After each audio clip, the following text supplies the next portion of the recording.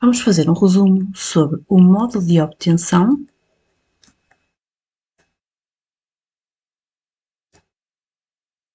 de matéria pelos seres heterotróficos.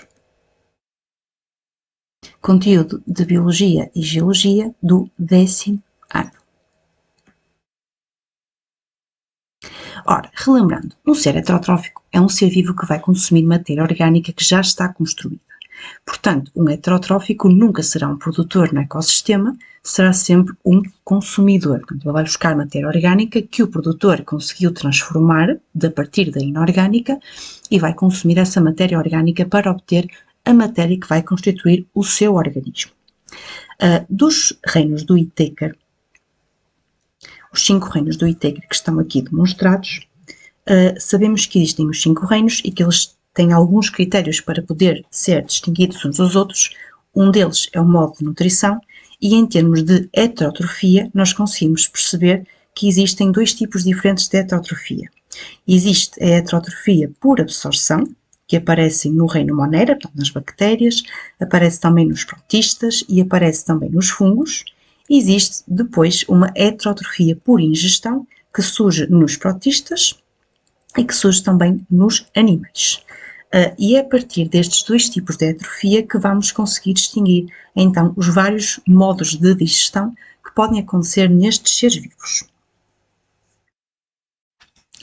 Os heterotróficos por absorção vão apenas absorver os nutrientes, porque o alimento estaria fora do corpo e eles fizeram a digestão fora desse corpo e, portanto, ao absorver, só podem absorver nutrientes. O alimento seria demasiado grande para poder ser absorvido. Então, se absorvem nutrientes, que são micromoléculas, significa que a digestão do alimento foi feita fora do organismo, ou seja, feita fora do corpo, e por isso se chama extra, fora, corporal, do corpo. Dentro desta digestão extracorporal, temos 2 tipos de seres vivos diferentes. Temos seres vivos com células procarióticas, os procariontes, e temos seres vivos com células eucarióticas e multicelulares, os eucariontes. Neste caso, os procariontes fazem todos este tipo de digestão extracorporal e, portanto, as bactérias fazem este tipo de digestão para poder obter matéria. De outra forma, também não seria possível, uma vez que, tendo células procarióticas, não têm organelos membranares, têm apenas ribossomas e, portanto, não teriam maquinaria suficiente para poder fazer uma digestão dentro da célula que possuem. O que vai acontecer com outros seres unicelulares, mas que não tendo células procarióticas, mas tendo eucarióticas, já têm outro tipo de especialização para poder fazer outro tipo de digestão, como veremos mais à frente. Já os eucariontes que fazem este tipo de digestão são os fungos e fazem este tipo de digestão libertando enzimas para fora do seu organismo. Temos aqui o exemplo de um cogumelo, que é só um exemplo de um fungo que faz este tipo de digestão. Tem aqui estas hifas, estes filamentos, o qual liberta enzimas para fora dessas hifas, essas enzimas que vão ser depois usadas para poder fazer a digestão de macronutrientes em micronutrientes que serão posteriormente absorvidas pelo fungo.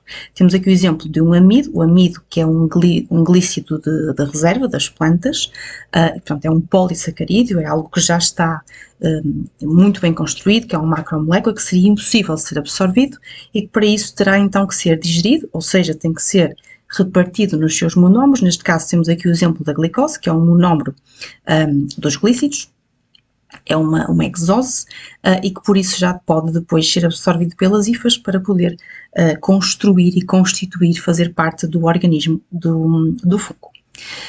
Os heterotróficos por ingestão, quando ingerem, vão ingerir o alimento e, portanto, o alimento que tem nutrientes dentro dele, mas que estão ainda nas suas formas maiores, nas suas macromoléculas, e que por isso têm que ser digeridos para também poder ser absorvidos, mas dentro do organismo.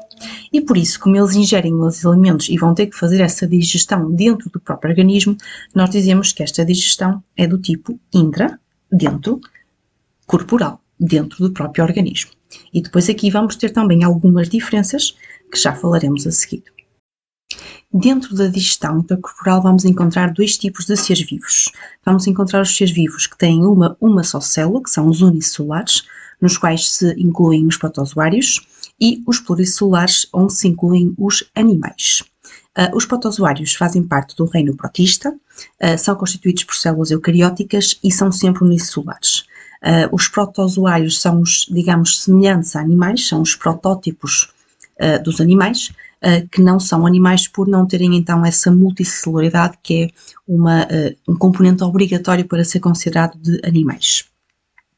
Os protozoários, tal como as bactérias, também só têm uma célula, mas temos aqui uma grande diferença. E é por isso que as bactérias têm que fazer digestão extracorporal e os protozoários fazem intracorporal. Os protozoários têm células eucarióticas e, portanto, têm toda uma maquinaria disponível que as bactérias não têm e que lhes permite fazer a digestão de alimentos dentro do próprio organismo. Ao contrário das bactérias que têm que fazer essa digestão fora do corpo. E, portanto, os protozoários farão sempre digestão intracorporal, ou seja, dentro do organismo, mas como só têm uma célula, essa digestão é feita dentro dessa única célula que eles têm e, portanto, nós chamaremos de digestão dentro da célula. E depois, mais à frente, num vídeo diferente, poderemos falar sobre só digestão intracelular e os organelos que estão envolvidos nesse tipo de mecanismo.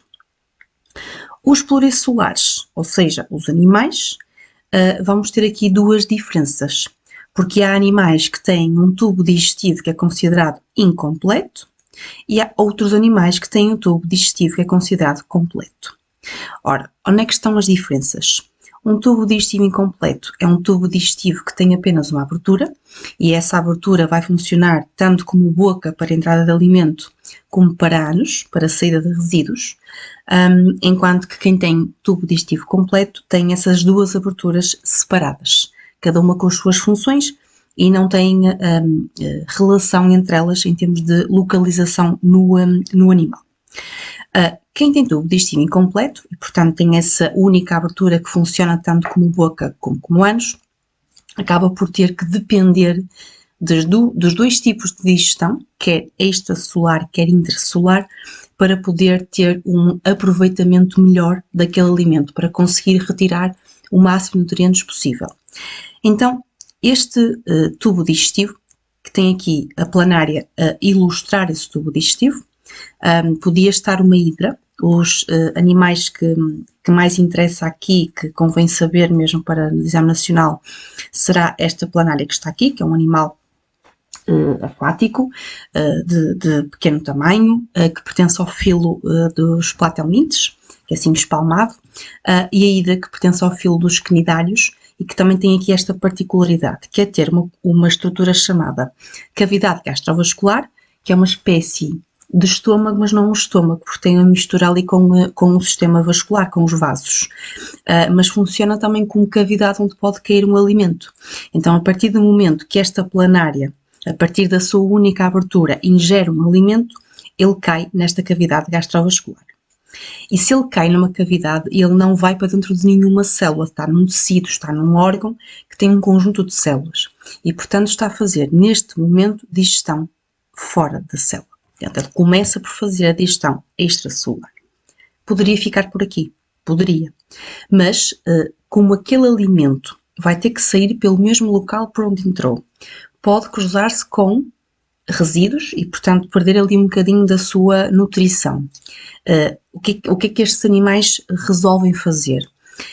Colocam esse resto meio digerido dentro da célula e acabam a digestão de maneira intracelular. Portanto, os animais que têm tubo digestivo incompleto e que fazem a sua digestão dentro do seu corpo, portanto, sempre de forma intracorporal, começam por fazer uma digestão extracelular na sua cavidade gastrovascular, mas terminam de forma intracelular. Isto tudo para obterem o máximo de nutrientes possíveis, para poder ser o mais eficaz possível esta nutrição, porque a intenção aqui é sempre ter nutrientes para o organismo poder funcionar. Nos animais que não têm esta abertura única, que têm as suas aberturas normais, a boca serve para colocar alimento, o ânus serve para retirar resíduos, não precisam da intracelular. Porquê? Porque a digestão começa na boca, começa no início do tubo digestivo e vai sendo feita sequencialmente até ao final, sem nunca parar, com a ajuda de órgãos anexos, portanto de maneira muito mais eficaz. Então, quando se chega ao fim do tubo digestivo, de facto não há mais nutrientes para aproveitar. Então, a digestão é unicamente extracelular. Aqui, que animais é que vamos pôr aqui? Está aqui uma minhoca a representar um invertebrado que tem tubo digestivo completo, ou seja, boca separada de ânus, e portanto tudo que seja mais evoluído que uma minhoca terá tubo digestivo completo. Isso inclui peixes, anfíbios, répteis, aves, insetos, tudo aqui é incluído como tubo digestivo completo. Mas é um invertebrado, portanto, à partida todos os vertebrados terão um completo, invertebrados depende do invertebrado. A minhoca está aqui só a ilustrar um dos exemplos. Depois, no outro vídeo, poderei falar só de digestão intracelular, porque há aqui um mecanismo que tem alguns organelos, que é preciso aqui perceber algumas das funções dos organelos, mas em relação a um resumo do modo de obtenção de matérias heterotróficos, fica aqui o resumo assim um bocadinho mais generalizado. Qualquer dúvida, nos comentários.